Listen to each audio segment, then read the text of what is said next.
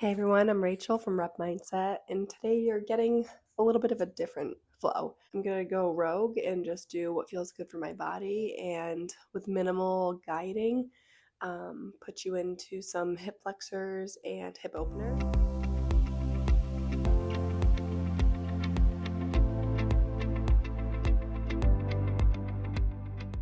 Disclaimer I have for these is that typically when you're doing a lot of work with your hips, it brings up a lot of emotion and you tend to feel it later in the day. So buyer beware. All right. I'm also sick, so this is what you're getting because I promised myself I would continue with my videos, and even when I'm sick and tired, and I am sick and tired. So let's get into it. And while my quality of yoga and mindset is mastered, my ability to edit and keep my microphone on while I'm recording is very much novice.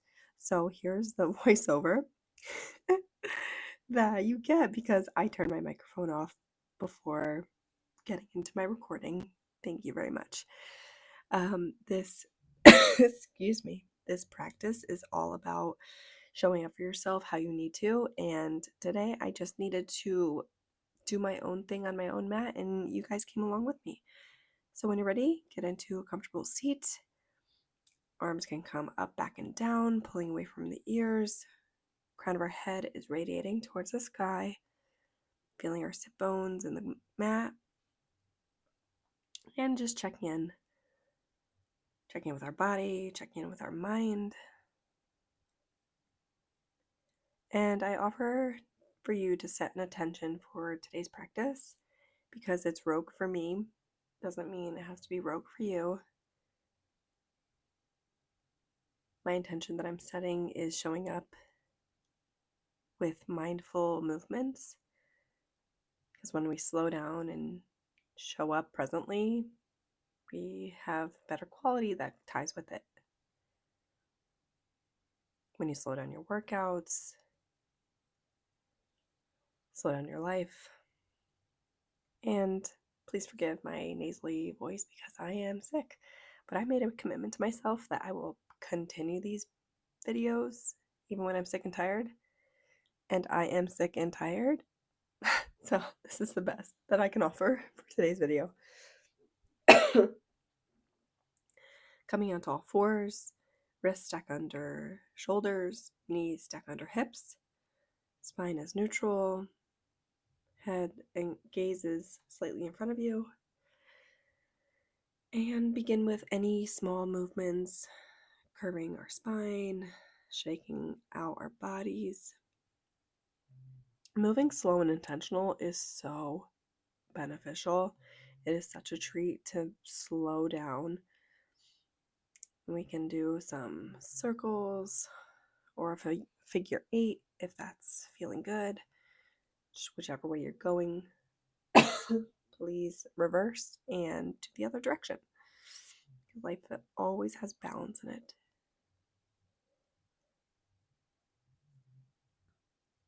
I made a lot of funny little notes in this audio. Not the one I have to re-record, but the original. When you're ready, take a big inhale. Gaze looks up to the sky. Cat pose, and then exhale, pushing the ground away. Cat pose. Following your breath, inhale, belly drops down. Exhale, curve that back, drop the head, push the ground away. Inhale, belly down. Exhale, belly up. Keeping our own breath and our own rhythm, moving with our breath, with intention.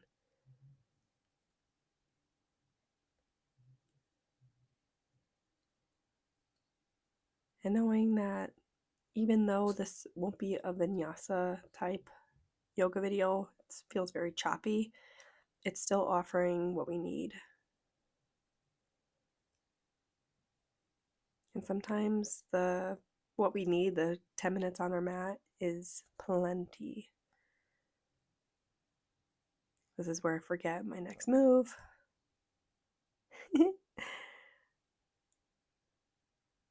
But we're going to be walking our left foot back, right arm comes up, thumb to the ceiling. If you'd like, and it's in your practice, you can raise the back foot, keeping your hips squared. And if you want a little extra in this practice, you can bring your elbow to your knee. On our exhale and the inhale, we lengthen. But I am sick, so I will not be doing that. I will just be holding stagnant. Making sure our belly button and our core is zipped up, meaning pulling our belly in and dropping down the ribs. Exhale, release, moving to the other side. Right leg extends behind you. Left hand up, keeping our hips square, not trying to open them, but keeping them square. I also said something funny right there, but I don't remember what I said, and I don't have the audio. Look, I'm even laughing. That's hilarious. Finding our balance, finding our breath. Exhale, release. Walk your hands slightly forward, tuck the toes, push up and back to downward facing dog.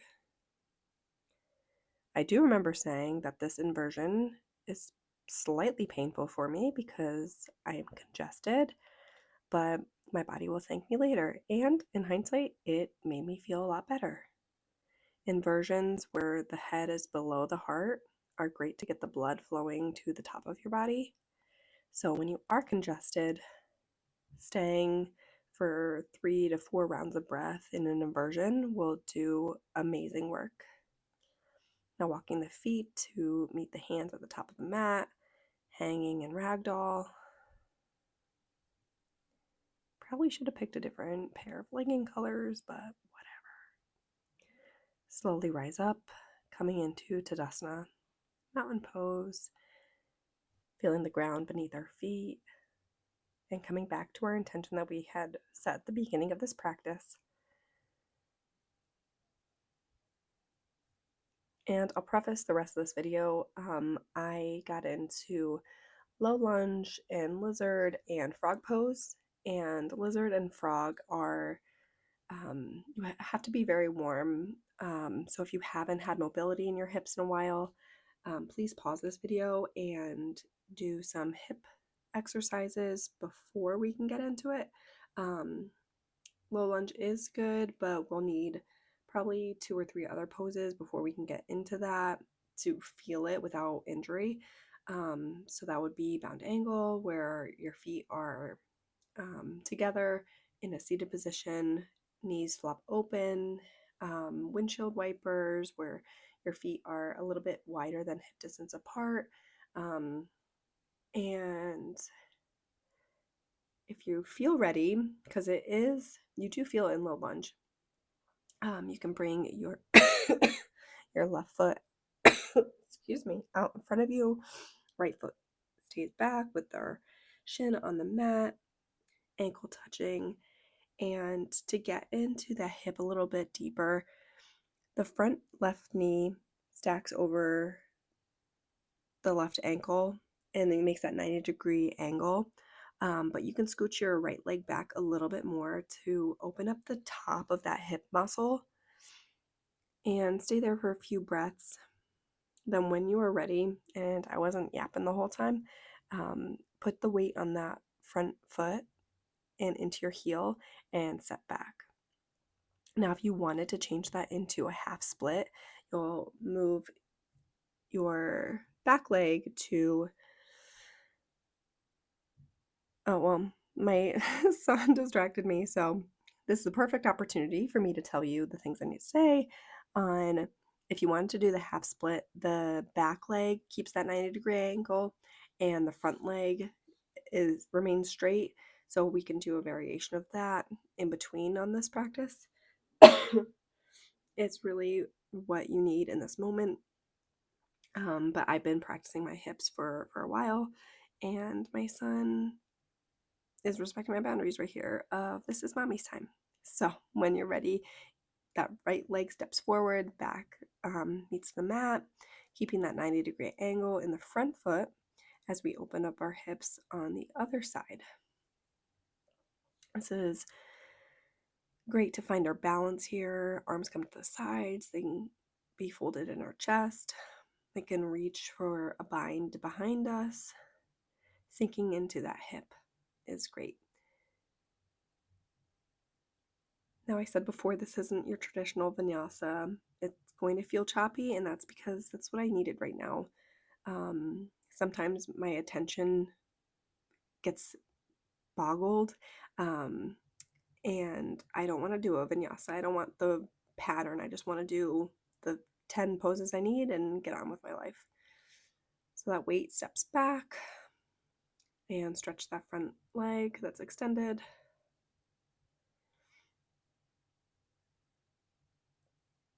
This is where I set remind myself with the intention of moving slowly, being present in this moment, because when I get distracted, I do need to recenter. And it just snowed in New England, so I'm very thrilled to see my studio covered in snow. Finding any moments before we set up for lizard. Now, as I said already, if your hips, oh, look at me warming up. I already forgot this. I just recorded this.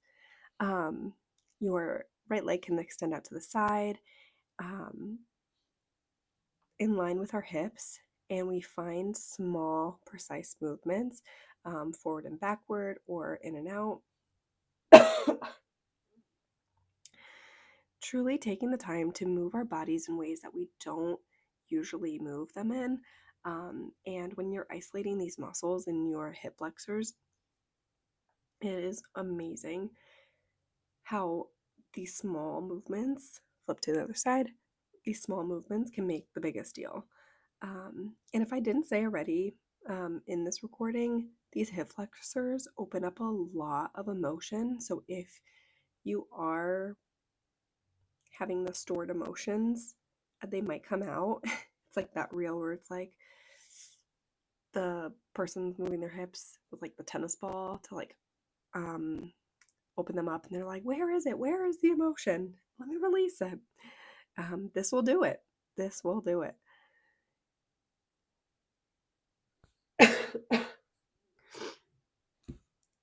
Also, my recording block is like over half my video, so I really can't even see what I'm doing right now. I am coming back to seat so we can set up for lizard. Now is lizard. Left foot comes on the outside of our mat, and our hands slightly walk in. And that back leg can either stay in the table position or reach back a little bit further. Hands can come to the mat. You can use a prop or a block to bring the mat closer to you. Or you can, if your hips are open, mine were the other day, but not in this video. You can bring your forearms to the mat. If a spinal twist is in your practice, that is a great time to add it in. Your your hand can extend up to the sky, leaving one hand on the mat and twist in the opposite direction as well. When we are doing these deeper stretches, the inhale energizes our bodies, and the exhale gives us a chance to sink deeper into them. So on the breath in, you're backing out of the stretch a little bit, and then on the exhale, you're sinking deeper into it. So we're here for another 2 rounds of breath. And on your next exhale, you can release that leg down, coming onto the other side. The right foot comes up, knee over ankle. Hands can come to the mat, your forearms can come to the mat, or the mat can come to you. And you'll feel this more at the bottom of your pelvic bowl. This is a nice deeper stretch.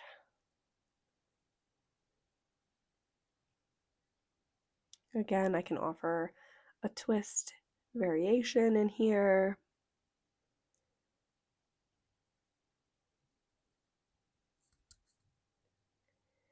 And this your reminder, your inhale energizes and your exhale, you sink deeper into your stretches.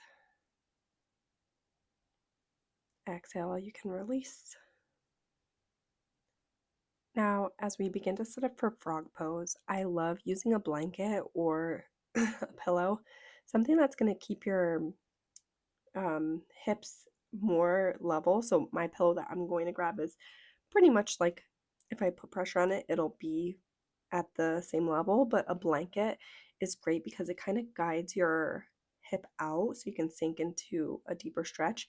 And then when you go to come out of it, pulling that pillow back in really does help. So you don't have to feel the pressure or possibly get injured trying to get out of a stretch.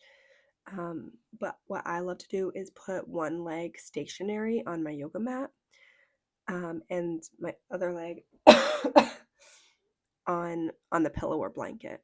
That way it feels like I have control over it and it's a bit more safe. So when your knees drive out, try to keep the alignment with your hips, and your shins will be perpendicular.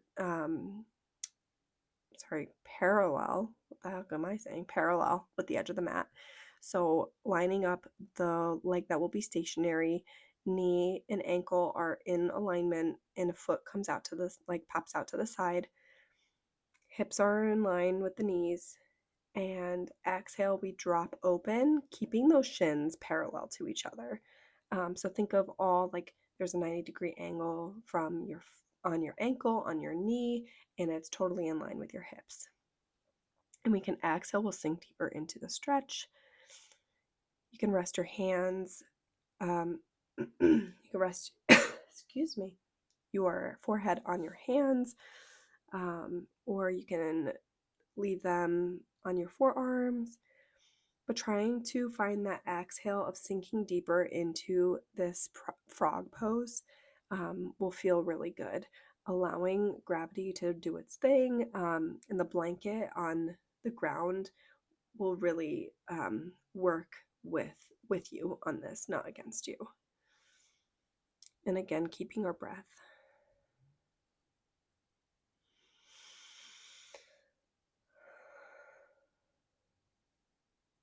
Inhale, we find the come out just a tiny bit of it, not fully, just a little micro movement. And exhale, we are able to sink deeper. The best thing for the rhythm of our breath, and how we're able to sink deeper with our breath is just super cool, because it's our muscles communicating with our brain that when we're putting this pressure and exertion on our muscles, they're not going to snap and break. So following the breath on these is just so amazing, because you can get a lot further in your stretches with slowing down precise movements. And while you don't need to switch sides here, um, because frog pose is already opening both sides of the hips, I do like to go back in and flip my body around, so I can have one leg that's stationary and one working leg, because that does make the slightest difference, um, on which leg is driving out and which leg is kind of using it, the gravity with you. So if you'd like, you can flip around, but it's not needed. But either way, doing frog once, twice, 3 times in a row is just amazing to begin with. And we can exhale and come out of this. So at this point in your practice, your hips should be already very, very warm, especially doing frog pose. And I invite you to come onto your back, drawing your knees into our chest. When you come onto your back and bring your knees in, you can rock your spine side to side, pulling in those legs. Draw your hands on the inner legs, reaching for your toes or the soles of your feet. Since our hips are nice and open now, drawing those knees towards the ground, we can sink into a deeper hip stretch. Inhale, come out. Exhale, sink deeper. And also rock side to side. and holding stagnant. Whatever is feeling good in this moment. Following our breath still. That's what yoga is about, guys. Follow your breath. Don't be embarrassed to make those inhalation and exhalation noises.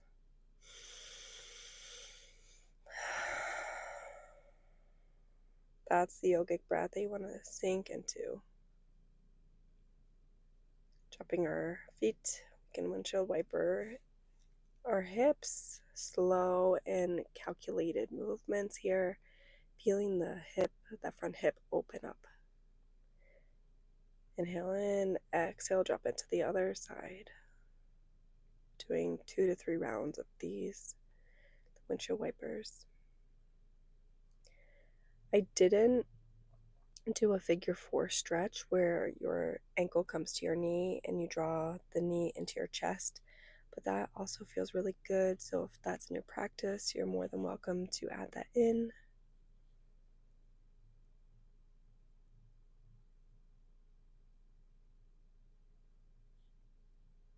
And any other movements, you can draw your knees into the chest once more, rock side to side. We're finished in Shavasana. As we close this yoga practice, you can add on anything that you feel is needed. You're welcome to journal whatever emotions are about to be released after that hip exercise, or continue meditating. Whatever is needed, I encourage you to do it. Thanks for listening to this audio for this yoga. Namaste. Many blessings to you and your families.